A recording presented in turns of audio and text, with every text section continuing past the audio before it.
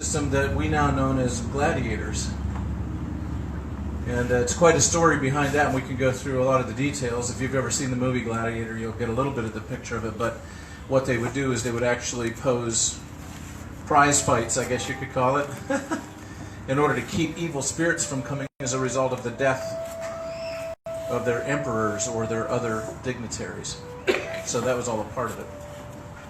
Well, anyway, let's get to the introduction of the thing. My name is Dale, as I said, and by way of background, because you don't know me, some of the folks in here do, I have a master's degree in biblical literature and a doctorate in theology and counseling from Masters University in Evansville, Indiana. Spent a lot of years in research and a lot of years in study, and I spent 11 years of my life traveling all over the world, where my very first out-of-this-country trip was in southern Mexico, northern Guatemala, right where there's a lot of stuff going on in the neighborhood of witchcraft and voodoo, and I'm talking about dark stuff. And so the end results of some of those things that were happening there were a lot of possessions, demonic influences in houses, things of this nature. Things I, by the way, had never believed in. Have you ever found yourself saying, what the heck am I believing now? And you're going, gee, I was never raised to believe this or raised to believe that. But the reality is what we're talking about here. We're talking about what the real world is dealing with out there. And it's always been my contention, and it continues to be my contention, that of all people that ought to be in the thick of dealing with these things, anybody related to church or ministry or anything like that ought to be on the cutting edge of this and not sitting back going, ooh, stay away from me. And I absolutely believe it. And I'll tell it to I was part of a ministerial association here for 30 years. And I'll tell you, I will tell every pastor that I run into that your problem, your primary problem, the reason you don't deal with these things is fear. And if you actually believe what it is that you teach and what it is that you preach, then you would have no hesitation for 1 minute of stepping into this realm. Because you actually would understand your authority and your power. But because you don't understand your authority and your power, you allow fear to control the things that you do, and so you're afraid. And this is what we find in the religious community quite often, is that there's fear that is controlling the whole thing. We want to overcome those things. So, let's get started with this thing. And by the way, anything I say here, if it's something you don't like or don't agree with, I always tell you that's fine. I don't expect you to agree with everything that I have to say about this subject. In fact, I don't expect you to agree with a whole lot of it. You're perfect. This is a free country. You're entitled to be wrong if you want to be. Just kidding. You're able to. I mean, we're thinkers. We should be deeper thinkers, don't you think? We should be deeper thinkers. We should be willing to go beyond the goosebumps and deal with the issues. And what we find in paranormal investigations quite often is that people are being perplexed by something. In fact, most of the calls you get as a group are not about people who want their Caspers taken care of, because they have no qualm with something that's nice and calm and peaceful and wonderful. Oh, la, la, la. You know, it's when your kid can't sleep in their bedroom. It's when there are noises and things that are unexplained that are going on in the house. It's when there are even worse things going on, where there are actual physical manifestations that are happening. And while we may not see or experience the kinds of things that we do, that we see in the movies, do not rule out the possibilities of those things. There's a story in the book of Acts about a little child that was being thrown into the fire after what would be perceived as an epileptic seizure. He was owned by masters, and every time this child went into convulsions, he would throw himself into the fire, and his only answer was deliverance. Exorcism, if you will. Right? So a lot of terms that you hear, even in religious circles, are the same thing. We're talking about the same thing, we're just giving it different names. Oh, by the way, I will get into a great theological debate with other ministers and theologians when we start saying things like, well, if you actually talk to somebody who tells the future, what are they called? What are they called, folks? What are they called? So what are they? They might be psychics, right? Or fortune tellers. But in the Bible, they're called prophets. Now, if we really start to struggle, you know what? Understand what I'm saying here? It has to do with the terminologies that are used and how we get afraid and fearful if the term doesn't line up with what we're accustomed to. So as a result of that, we throw up a brick wall and we say, no, I don't believe in that stuff. Well, no, you do believe in that stuff if you believe the things you're saying you believe. The problem is you don't want to believe it because it's being attributed to a different source, perhaps. I've discovered in working with various groups all over the world, actually, is that those terms and those phrases and those the semantics that are used are just semantics. They're simply that. And when you really get down to it, when I say to somebody, okay, you're dealing with this kind of entity that is involved in this household or in this child or in this family, and these things are going on, what is the very first thing that you do? And here's what they'll tell me. Inevitably, they will tell me the same thing every time. What's the very first thing you do when you feel as though there's a boogeyman in your closet? What's the first thing you do? Other than scream and run out of the room. Other than that, okay. You pray. Why do you do that if you don't believe in it? Why would we invoke the name of God if we don't believe it? It makes no sense. And the foundation, I submit to you, this is for your consideration, but I submit to you that the foundation of virtually everything that paranormal groups are involved with since the beginning of the concept in our modern times, which starts with The Exorcist, the movie, and then it continues on and on and on with these other things. That there is a legitimate, non-Hollywood version of these things that actually does affect us, and that from the very foundation of it, it's been a God thing. That's what I would submit to you. So I don't like church. Well, congratulations, neither do I. I don't go to church. Congratulations. I can count on one hand the number of times I've actually attended a church service in the past year. And I was a full-time pastor for 15 years. And I don't call myself a Christian. And don't be offended by that. I'm a follower of Christ. And the reason I don't call myself a Christian is because some of the things that have occurred toward other people. But we're not here to debate that theology. I just want to say that I'm not afraid. It's like the Ghostbusters are, hey, afraid no ghost. I'm not afraid. That's why I'm able to deal with it, because I know who I am. I know the power that I have. I know the authority that I carry, and that's why I could walk into a house in southern Mexico. I could walk into a house in southern Mexico that was completely demonized to the point where people were actually dying of natural causes, and one murder had taken place in the house. It was the first exposure I ever had to any of this. And I was with a team of very competent and qualified doctors of theology. And we walked into this place, and they said, very simply put it this way, they said, there are a lot of problems in this home, and we don't know what the problems are. We're going in to investigate this. I had never heard of such a thing. I just thought that we had church. And so we walk into this place, and we start to walk around the rooms, and what are the guys doing? They're praying. They're anointing all of the door mantles with anointing oil, frankincense, myrrh, and the like. All biblical things, by the way, that you use in investigations. They're all found somewhere in the Bible. Incense. Oh my goodness, that started with all of the priests of Israel. All of these things all tie together, and our problem is we've separated them, and as a result of separating them, we have created a fear-based thing that has created more problems. Well, anyway, went through this house. It was an English as a second language school, and their population of students had declined because of all the rumors going around about people dying when they go there. It does have a tendency to put a damper on your business. You know. People really don't like coming if there's the possibility of dying. Don't understand that, do you, Lee? I don't get it. I don't understand. Anyway, I mean, we're all dying, if you really think about it. It might help a morgue. After we were finished with our work there, which took an entire day of going in and, in essence, performing an exorcism on the home, and then blessing the home, is it interesting to me? How many of you have ever watched some of the paranormal shows that are on TV? Anybody? That's probably where most of us got our education as to what we're doing out there. Right?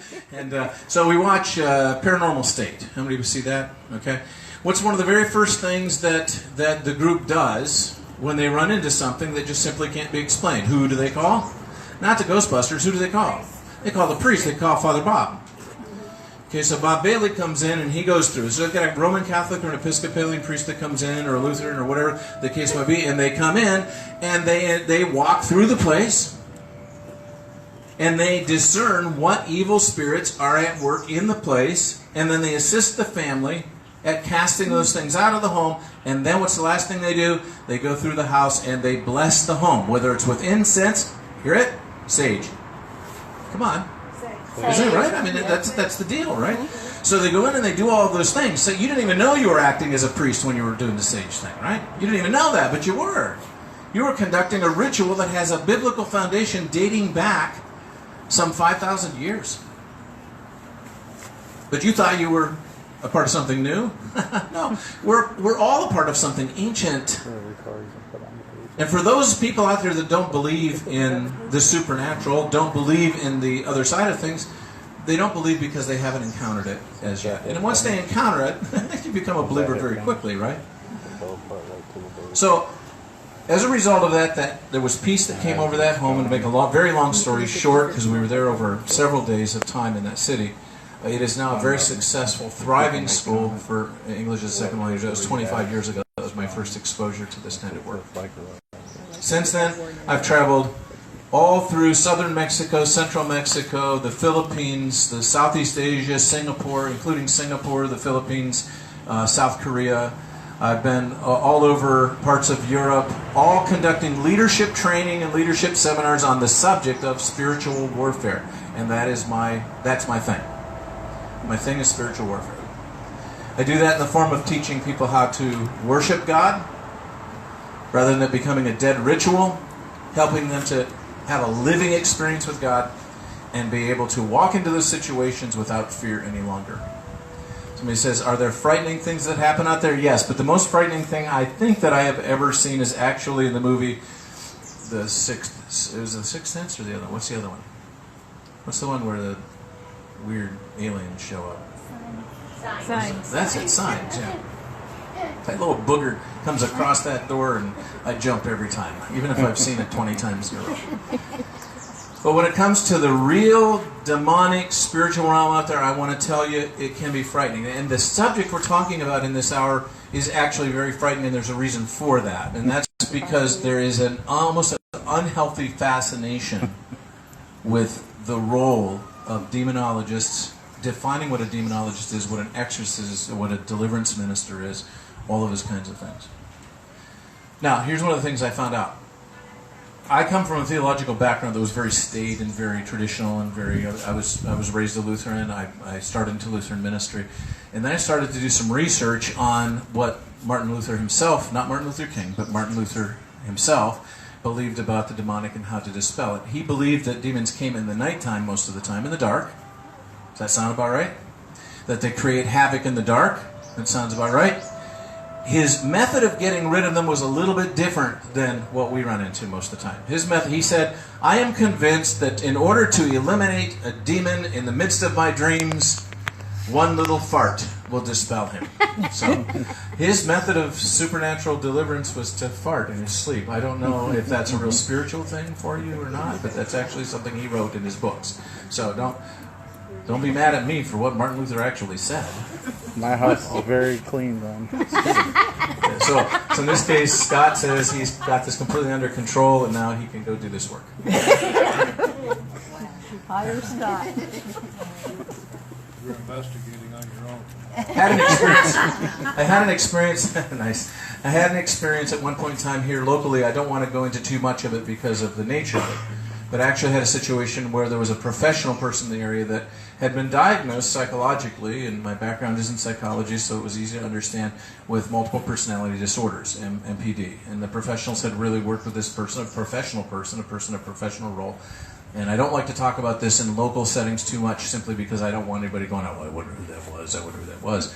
But the result of that, another minister and I actually were invited by the counselor, by the therapist, to come and to work with this situation. When we went in there, we were able to identify several demons that were actually involved with this person, and in the name of Christ, cast those things out And as a direct result of that, that person was able to return to their profession, and since then, which was about 15, 16 years ago now, has not had any recurrences whatsoever. Now, that doesn't make us heroes. It makes God the hero. It always does. And anytime something good happens, we know we didn't really do it.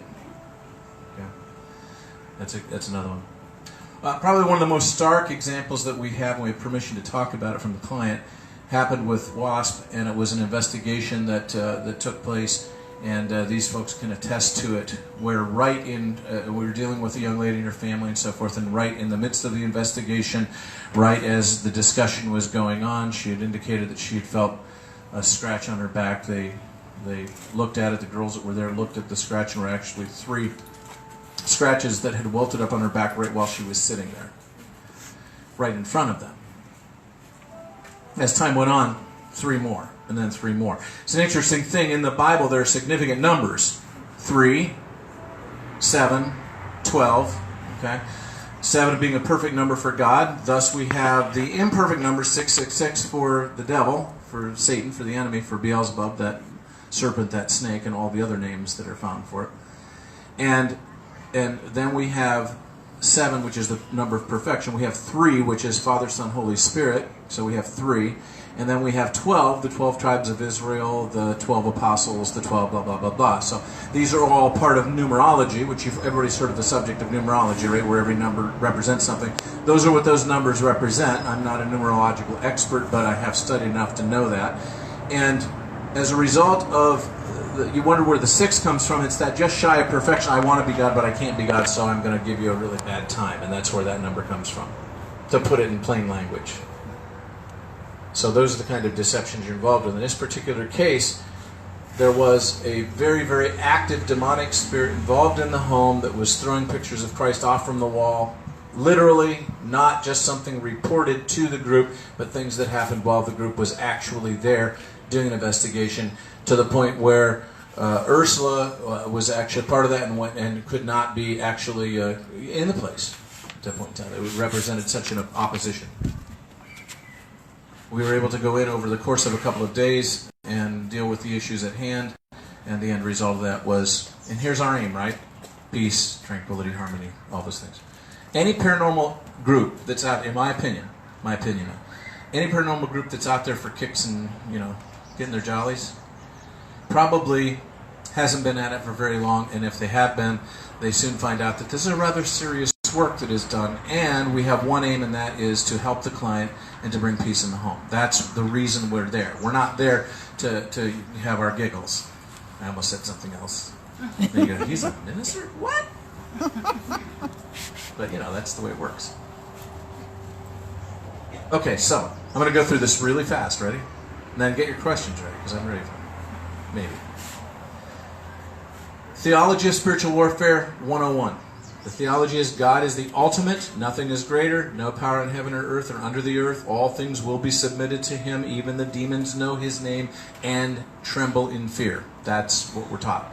So that being the case, we can be pretty confident. The origin of Satan. Satan was originally one of the big 3. Okay?